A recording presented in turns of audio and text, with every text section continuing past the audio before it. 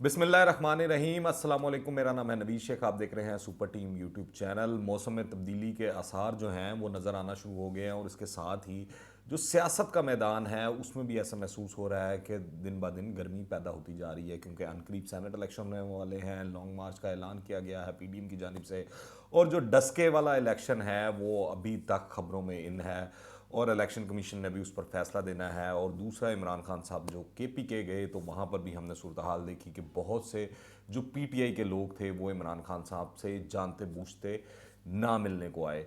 तो इस वक्त जो सबसे बड़ा मार्का है वो जो लगने जा रहा है वो सेनेट में लगने जा रहा है, और जो मार्का लगने वाला है उसमें भी जो सबसे अहम सीट है वो वही है जिसके बारे में आप भी जानते हैं, मैं भी जानते हैं, जिसके बारे में रोज़ाना टॉक शोज़ और जो वीलॉग्स हैं उसमें सबसे ज़्यादा गुफ्तगू हो रही है। वो है यूसुफ रज़ा गिलानी बामुकाबला हफीज़ शेख।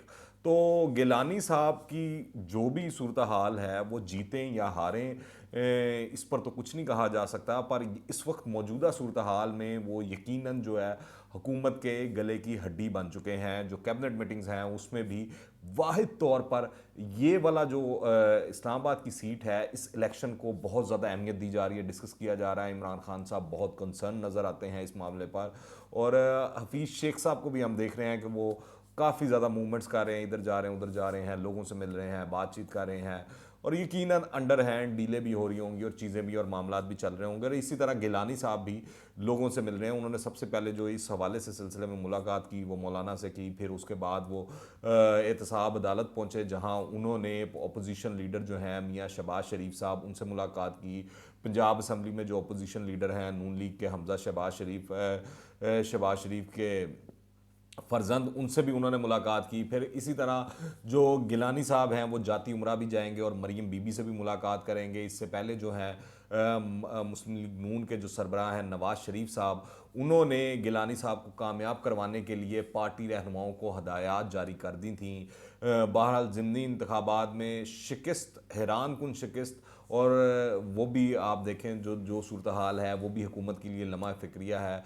तो जरदारी साहब ने भी इन ज़िमनी इंतखाबात के हवाले से कहा है कि सेनेट में ज़िमनी इलेक्शन से भी बड़ा सरप्राइज़ देंगे। तो ये बड़ी ही अहम चीज़ है, इसको आप रद्द नहीं कर सकते, रूल आउट नहीं कर सकते। जो अभी तक की इतलात हैं वो ये हैं कि जो जीडीए के लोग हैं वो भी कंफ्यूज नज़र आ रहे हैं कि किस साइड पर जाना है, किसको वोट करना है, क्या करना है। दूसरा, पीपल्स पार्टी को हम जानते हैं क्योंकि वो वर्किंग रिलेशनशिप में रही है एमक्यूएम के साथ भी, या पंजाब के अंदर काफ लीग के साथ भी, जब परवेज़ अलाई साहब डिप्टी प्राइम मिनिस्टर थे। और आजकल भी हम खबरें सुन रहे हैं कि जो भी सूरत हाल है एमक्यूएम भी पीटीआई से उस तरह खुश नहीं है, और इसी तरह जो काफ लीग है पंजाब में वो भी खुश नहीं है।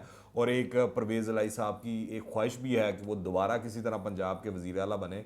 तो मेरे ख्याल से ये जो चीज़ें नज़र आ रही हैं वो इसी सूरत मुमकिन हो सकता है कि अगर अगर सेनेट के इलेक्शन में यूसुफ रज़ा गिलानी जीत जाएं और इमरान खान के खिलाफ तहरीक अदम एतमाद आए, या जो भी इस सेटअप को जो है इन हाउस चेंज लाया जाए, तो फिर पोजीशन बन सकती है यकीनी तौर पर पंजाब में भी कि वहाँ पर कोई तब्दीली लाई जाए तो परवेज़ अलाई साहब किसी सेटअप का हिस्सा बन सके, किसी पोजीशन में आ सके, मामलात आ सके।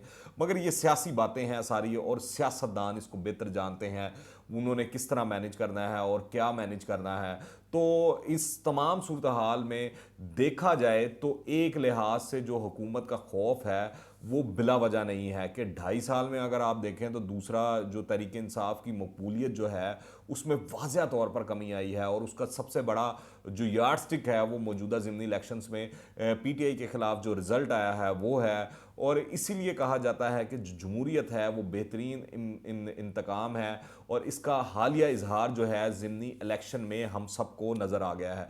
दूसरी जानिब अगर आप देखें तो आजकल एक चीज़ जिसका बहुत ज़्यादा चर्चा किया जा रहा है, टीवी पर आकर बात की जा रही है, लोग उस पर तज्जिए दे रहे हैं, बयानात आ रहे हैं, जो गिलानी साहब हैं या दूसरे लोग हैं उनसे बहुत खूब इस हवाले से सवालात किए जा रहे हैं, वो ये है कि सेनेट इंतखाबात के हवाले से जो इस्टेब्लिशमेंट है क्या वो गैर जानिबदार हो गई है। अब ये सवाल तो बनता है कि पाकिस्तान में इस्टेब्लिशमेंट कभी न्यूट्रल भी होती है, वो होती है या नहीं होती, गैर जानिबदार हरगिज़ नहीं होती, वो अपने मोहरों को तलाश में रहती है। बल्कि कहा जाता है कि वो अगले 5-10 साल के लिए भी प्लानिंग मुकम्मल रखती है। ताहम सैयद यूसुफ रज़ा गिलानी चूँकि एक मंझे हुए खिलाड़ी हैं, गुज़िश्ता 40 बरसों से इस्टेब्लिशमेंट के साथ काम कर चुके हैं। सिविल और खाकी दौर में उन्होंने खुद को इस्टेब्लिशमेंट के लिए काबिल कबूल भी मनवाया है, इसलिए वो जानते हैं कि अगर सेनेट इंतखाबात में वोटरों को अपनी तरफ मतवज्जो करना है तो गोल मोल ही जवाब दिया जाए। तो इस हवाले से जो उनसे सवाल हुआ इस्टेब्लिशमेंट के हवाले से, तो उन्होंने इसी तरह का गोल मोल जवाब दिया ताकि इस्टेब्लिशमेंट भी नाराज़ ना हो और अपने मामलात भी वो जो करना चाहें ईजीली कर चाहें वो होते रहें, और इस्टेब्लिशमेंट इस मामले में न्यूट्रल रहे या गैर जानिबदार रहे। और आप क्योंकि जो इस्टेब्लिशमेंट की दोस्ती है ना वो अच्छी है, और दुश्मनी तो वैसे ही आप सब जानते हैं, नवाज शरीफ की मिसाल आपके सामने है, जरदारी और बड़े बड़े लोग हैं, उनकी तो दुश्मनी तो किसी सूरत अच्छी नहीं है, वो तो है ही नुकसानदेह। तो गिलानी साहब जो हैं उन्होंने दरमियानी राह निकाल ली और इस्टेब्लिशमेंट को फिल वक्त सेनेट और ख़ुसूसन इस्लामाबाद की नशिस्त के मामले में गैर जानिबदार करार दिया है। इसमें खुद इस्टेब्लिशमेंट के लिए भी पैगाम है कि हमें अपना ही दोस्त समझा जाए। ये गिलानी साहब का बेसिकली मैसेज था इस्टेब्लिशमेंट के लिए। और उम्मीदवार तो वो हैं ही पीडीएम के, और आप देखें ये वही पीडीएम है जो इमरान खान को हटाने के लिए इस्टेब्लिशमेंट पर दबाव डाल रही है, मगर दावा इनका ये है कि इस मामले में इस्टेब्लिशमेंट गैर जानिबदार है, यानी ऐसा मामला जो हुकूमत के गले की हड्डी बन गया है। पीडीएम की तहरीक के तनाजुर में ये बात खिलाफ हकीकत नज़र आती है, क्योंकि हुकूमत को गिराने की कोई कोशिश कम अज़ कम इस्टेब्लिशमेंट के लिए फ़िल वक्त जो है वो काबिल कबूल नज़र नहीं आ रही है। दर हकीकत पाकिस्तान में इस्टेब्लिशमेंट कभी गैर जानिबदार नहीं होती, इसके आदाफ जो हैं वो हर वक्त मौजूद रहते हैं। अभी पाकिस्तान में ऐसे हालात पैदा नहीं हुए कि इस्टेब्लिशमेंट जो है अपनी गिरफ्त को ढीली कर दे, इसे अपनी गिरफ्त मजबूत रखनी है, और ये ऐसी हकीकत है जिसे झुटलाना हकायक से नज़रें चुराने के मुतरादिफ है। यकीनन जो जरदारी साहब हैं या बाकी जो पीडीएम की लीडरशिप है वो कोई ना कोई बेनिफिट ज़रूर हासिल कर सकती है, कुछ ना कुछ ले दे वाला मामला हो सकता है, चीज़ें हो सकती है, मगर ये भी जो चीज़ है देखना है, ये बड़ा ही मुश्किल चीज़ होगी कि अगर इस्टेब्लिशमेंट इस हुकूमत के पीछे से हट जाती है और मामला को बिल्कुल ओपन छोड़ देती है और मामला वैसे चलना शुरू हो जाए, या तो यकीनन कुछ ना कुछ इस्टेब्लिशमेंट ने पहले से प्लान करके रखा होगा। आप देखें इस्लामाबाद की जो सेनेट नशिस्त का इलेक्शन है, इस हवाले से जो है वो एक बैरोमीटर जो है वो साबित होगा।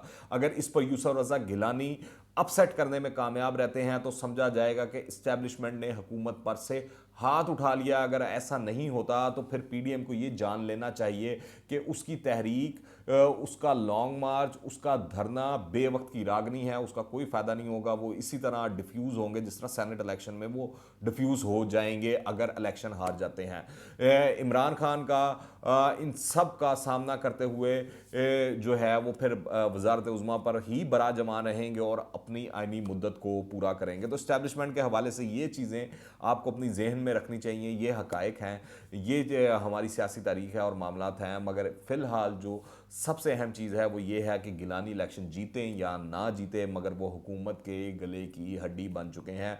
उसने हुकूमती लोगों की दौड़ें लगवा दी हैं, इमरान खान की दौड़ें लगवा दी हैं, उनकी काबीना को वक्त डाल दिया है, और वो आजकल परेशान दिखाई देते हैं और खूब वावेला करता दिखाई देते हैं कि पैसा चल रहा है, ये हो रहा है, मगर असल चीज़ ये है कि मुकाबले में जो घोड़ा आया है वो भी नस्ली है और वो भी दौड़ना जानता है। आप क्या राय रखते हैं नीचे कमेंट्स में लाजमी बताइएगा। अगर आपने अभी तक इस चैनल को सब्सक्राइब नहीं किया तो इस चैनल को सब्सक्राइब करें, बेल आइकन को प्रेस करें ताकि ताज़ा तीन अपडेट्स और नई वीडियोज़ आपको बर वक्त मिलती रहे। अगर ये वीडियो पसंद आए तो लाइक करें और ज़्यादा से ज़्यादा शेयर कीजिएगा।